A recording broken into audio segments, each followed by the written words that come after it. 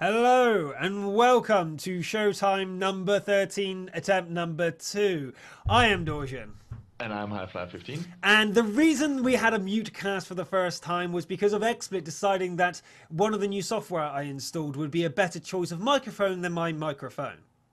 Yeah, that happened. Anyway, in part 1, we'll be giving you the general tips and tricks on how to play artillery more effectively and understanding the role of artillery in general. In part 2, we'll be going through artillery in the city. Now, there's a big argument between everybody ever in water tanks that Arty is useless in city maps and should just self-destruct and leave the battle.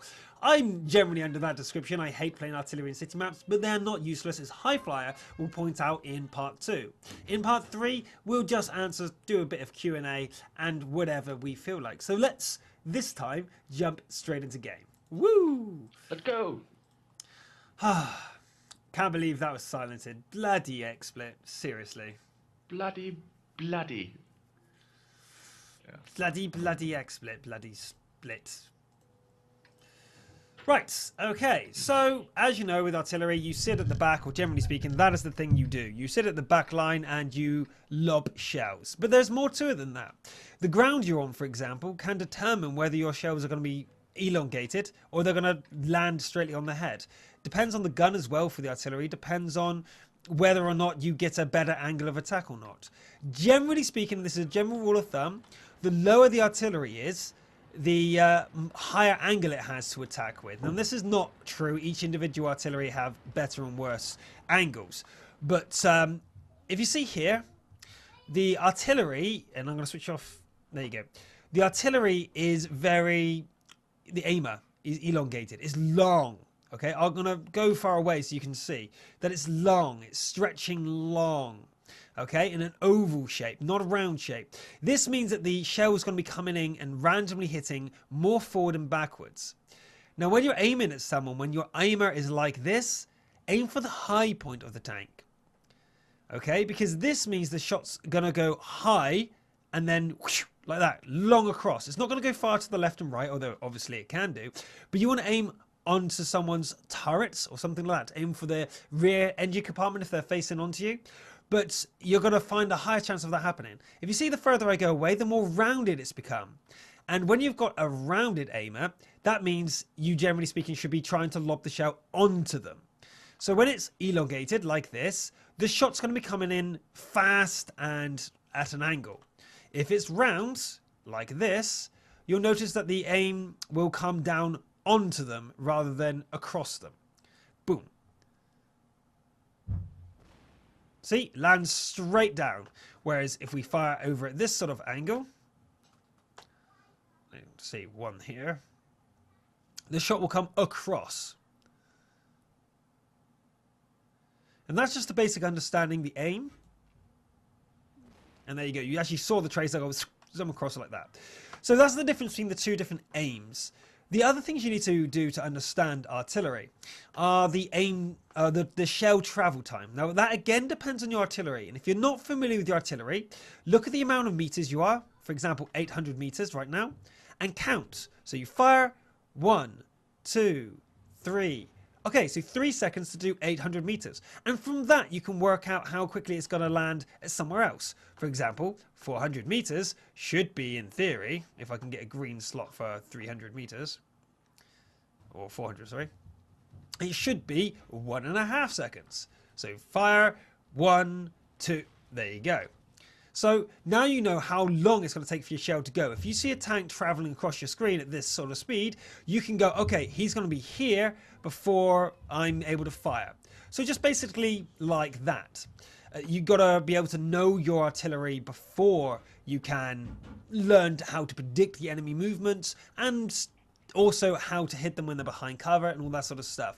If the aimer is circle, for example, as we said earlier, you've got a higher chance of actually being able to hit them behind cover. Where if it's elongated, you've got a really little chance unless they're poking their turret out, because it's going to be coming in an angle and not directly upon them.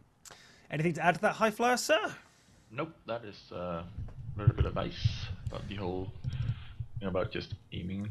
People don't really think about the the length of the the reticle, and they just try and center the tank as good as possible, but the shell is going to fly over that area and not onto that area, so you got to keep that in mind. Yeah, exactly. Now, as everyone in the chat is already discussing, you can obviously get mods to work out your travel times and stuff like that, which will definitely help you. But if you don't play artillery religiously and you just occasionally jump into it, you might not care, or you might not have that mod, and you won't have that mod for when you're playing professionally or in the ESL. It's a really good tip to just quickly learn. You'll find many newbies will drive off and press their autocannon at the start to test how their gun works and all that sort of jazz. Exactly the same here. To learn your gun, fire it a couple of times. Obviously, you could just count the very first shot you take, but it's just a quick tip for you to learn the basics, or very quickly learn the basics. Right, so the next sort of thing is the cover. Now, you see the bush here? If you fire, every bush within, was it 15 meters? Yeah, 15. Yeah, 50 meters no longer hides you. So if you're this close to this bush and you take a shot over there, I am now no longer in cover. But for example, if I was 15 meters back and I fired from here, I would still get the cover from the bush. The bush would still be giving me cover because I am far enough away from it that it won't actually discontinue. So being at this sort of angle to bushes is better than being here. Other note to make before people move on, and I just see people still discussing the mods, is when you take a shot to move, right? Most people do this and reverse backwards. Now it's very easy not only to predict that movement, but if you notice, look how quickly the artillery moves backwards. Look how quickly it reverses. -10, -9, -10. But how fast does it go forward? A lot better. So the pro tip for this one is take a shot and then move forward. You're going to move a lot faster and a lot quicker out of danger than if you reversed. If you reverse, you're actually a bigger target and easier to hit than if you went forward. So go forward. Yeah, cool. Good advice, because people move, and yep. It's good advice. Nothing to add, really. Cool. Actually, Behemoth, can you travel to G6? There's something else I need to discuss when it comes to targeting. Now, there's a lot of thing about the way that the aimer works in World of Tanks. Some people like it, and it is good for arcade, but some people hate it once you really know the game engine. And that's the way it compensates for your aiming. If you mouse over a target, it will move up the gun to compensate for that target. Now, it happens in medium tanks, in light tanks, and all this normal direct fire guns. So if you're shooting someone far away and you're aiming at them, but they disappear at the second you click, your aimer will go back down to where it was. And that's really frustrating, especially if they're flashing in and out of cover and the aim's doing this all the time. Where if you knew the elevation you need, you can then just raise it and shoot accordingly. So if you're about to fire and they disappear and you didn't click, you can just readjust and you'll see your aimer go up, and then you can fire again and it adjusts for you. But with artillery, this poses a unique problem. Now, if hopefully Behemoth is in the open and I can spot him in a second, and I'll show you what I mean. Can you fire, Behemoth, so I can see you? There he is. Okay. So if I'm aiming at him there, you see the dot. My cursor is over Behemoth, but the dot of where I'm aiming is behind him. Now, if I move to where the dot is, okay, or the dot was, okay, so the dot is over there. That's where you should be aiming. So really, if you're aiming for his turret right here, the cursor is auto-adjusting your aim to here. Big faces. Big faces. Whoopsie. Big faces. Yep. Okay. So if you're aiming at the turret here, the dot is over there. Okay? The dot is over there. So you move over to the dot, and you realize that's actually where it's aiming. Okay. So if you were aiming for the turret of this guy here, it's the dot there that the auto-adjuster is moving. The auto-adjuster is moving over there.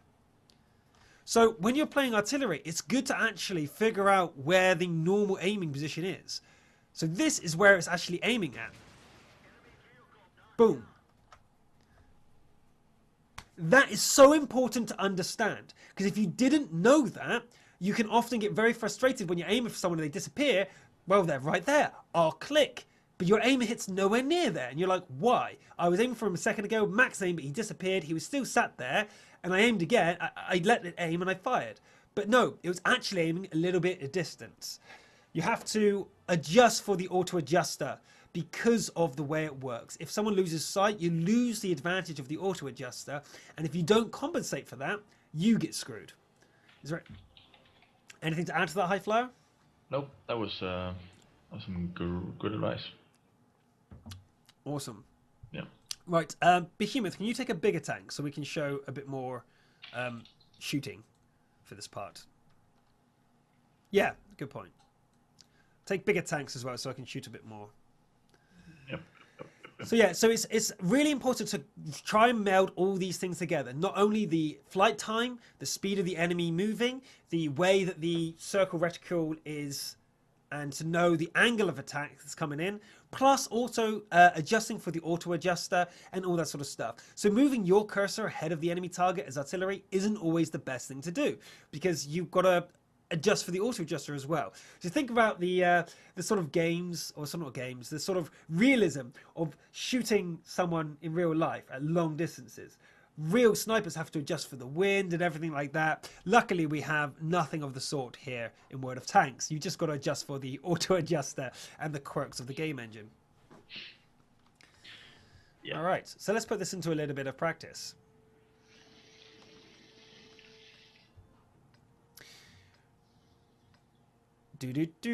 Also, okay, we'll talk while we're waiting for this to start and everyone moving. If you want to move down the 5th column, guys, that'd be great. I should be able to spot you from the base now. What was I about to say? I've just lost my train of thought. Just trying to read the chat. Someone there. Oh yeah, the target priority. That's it. So when you're in a battle, you should adjust to see how good your gun is. If you're in something like an M7 Priest and there's lots of big heavy targets, you might want to consider countering artillerying or aiming for the medium tanks, because your gun hasn't really got that much damage. However, if you're in a grill and you're in a tier 6 battle, you should be trying to take out the enemy's biggest guns, the biggest threat to your team. So if the enemy have a lot of, I don't know, T-32s and you're in a tier 8 battle, you may want to avoid hitting them when there is some TDs sat there with the big guns, but they're really juicy and easy to hit. Or if there's a disabled guy in the middle of the open that has his track blown off, aim for him. He's going to be easier to take out. You shouldn't aim for the T-32 that's sat behind cover, and because he's the bigger target. You should aim for the guy that's easier to take out. Remember, losing guns is more important than losing HP sometimes, because spreading HP around is what pro teams do. Are you guys able to fire so I can maybe light you up? Yep, we're firing right now. Are you? Oh, there you go. Okay. High Fly, you've just been spotted in your IS-4. So you notice here the angle is really long. So I'm going to just shoot directly above him like most people would. Hey, wait for 100% aim and just fire. Right, that hit him right on the top of the gun. Jeez. Did you see that? I felt that. Oh, wow, that actually hit the gun. I've never seen that. By the way, the shot came straight into his face. So the highest armor of the IS-7 was hit directly, because of how long this aimer is. We'll do it again. Straight into the side of the turret there. So you see the angle of attack because of the length. And the Behemoth there in his VK. How have you taken damage, sir? I have no idea. I'm like, what are you doing? You overpowered piece of artillery. Okay. You see the shot there? It went really long and really far because I tried to aim for the back piece there. But if I aim for the turret, it's the highest point. Even though the aimer is incredibly long, it's going to hit. Even though it's not going to do much damage, because obviously it's going to hit his heavily armored parts. Bang, straight into the front. Okay, that was actually quite good. Must have found a weak spot. So let's just reverse back, and then I'll show you here what I'm doing. Reversing back to see if I can get a better aim on them. In fact, I'm going to stop reversing. I'm going to actually turn around. Turn around. Every now and then I get a little bit grilled when I know you're not around. Literally, okay. I do. Can you guys fire so to reveal yourself? Because I've just screwed that up. But I'm gonna see if I can get a circular aim. I'm trying to move, but I seem to have lost my track. Oh, there we go. Okay, you see the aim is actually a lot more circular. It's still not perfect, but I'll take the shot in. and it still lands really early. I can't see you here, so I'm gonna have to move in close, guys. Okay, well, we're shooting a lot. So. Yeah, I know. It's because of the bushes. I wasn't thinking. I was derping around. Okay, spotted behemoth. Okay, so the other thing to note is obviously being able to adjust via the auto aimer. If we want to hit, for example, the engine block here, you see where it's auto adjusting. If you want to stay still, high flyer. Oh, okay. You see the massive turret here where it's heavily armored, and you see where the aimer is going for. So if I'm aiming right at the front where you see I'm actually aiming for the front plate, it's saying I should just aim here, but you can't do that because of the auto aimer. If I was aiming for the engine block, it's saying I should aim over here. Okay, but we know is going to hit the turret. So maybe that we should aim maybe around here. It's a risky shot because it might go long. And it hits straight on the armor. You saw how close that was to going through, though, to aim for the back. That's my side. Exactly, it hit his side. Tracked you, didn't it? Nope. You just did 40 damage. Okay, let's try it again. And it went too far. So yeah, the sort of clever shots like that sometimes aren't the best. The IS-7 doesn't have a really big engine block. But if that was an IS-3, for example, you can one-shot an IS-3 from that. We're just going to directly shoot into his front. And you see how the aimer is auto-adjusting, guys, as I go over the front. As it thinks here, I'm aiming for the front plate. Straight into the front of the tank. But if I aimed up here, for example, it's going to aim straight for the top of the turret. And has a high chance of going straight over. Where if I aim right for the front here, it's going to hit straight in the front. Aye. Woo! Did Poldum just say that he couldn't see the chat again? Yes. Oh, my God. Perfect shot. Now that was something I didn't expect to get from this angle. If you can hit underneath the tank, you can hit it at its weakest armor, or usually weakest armor. And as you saw there, I did near 300 damage. Was it 350 damage? 321. Yeah, 321 damage to an IS-4 in a grill. And that's because I'm aiming right on that tip at the front to try and get it underneath the tank. These are the sort of things that you can do to make your aim with artillery a lot better. Now let's try a moving target. We're not very far away, unfortunately, because of the way we set this up. Behemoth, can you do a drive across in front, please? Now, at 200 meters, we know it's going to be around about a second to fire. So we count how fast he's moving. And we're just like, in 1 second, ready? 1. He travels that far. So if we were actually trying to hit him on the move, which we're going to have to move, we would have to aim that far ahead of him. Okay, do you want to come back, Behemoth, so I can actually aim in front of you? And we'll switch the mini-map off so we can see a bit more. And as he comes across, we've lost sight of him. Come on! Ready? Okay, so 1, 1, 1. Okay, you can see how far it travels and how fast it goes. I was actually at 150 meters. I didn't check that we reduced the meterage there. But it's actually almost instant at this sort of range. Right. Oh, yeah, we haven't gone through the targeting area. Okay, that's another thing, guys. You only have a limited amount of view, and the grill doesn't have very much. If you see here, if you press X, you get that exclamation mark, which actually stops the rotation of your tank. You can see where the aim is. The aim can only go this far this way, and this far this way. Now, anywhere in between is fair game, and some tanks have a really big arc, and some don't. And X is the default key to stop your tank rotating. Now, for example, if I was trying to trace high flyer there, and I didn't want to lose my zoomed in aim, I would press X and stop myself rotating. Because if I didn't press X, as soon as I move outside my aim, it would just do that every time. I don't have 100% crew. Anyway, I think that's enough for what we've got here. We don't have enough people nor enough situations to be able to show you how to do everything correctly. But the general tips apply. To be able to know what it means by the reticle itself, to know your flight time, to know the arc that you're coming down in, to know that the tank can only, or the artillery piece can only aim a certain distance, much like TDs with fixed turrets, before they move. And the X is the default key to stop your tank from moving if you don't want to lose your aim and you're aiming maximum to left and right. The only other tip I didn't really say before was if the enemy is moving across you, you should aim much further ahead of them. Actually, I'll quickly show you that. A quick tip would be this.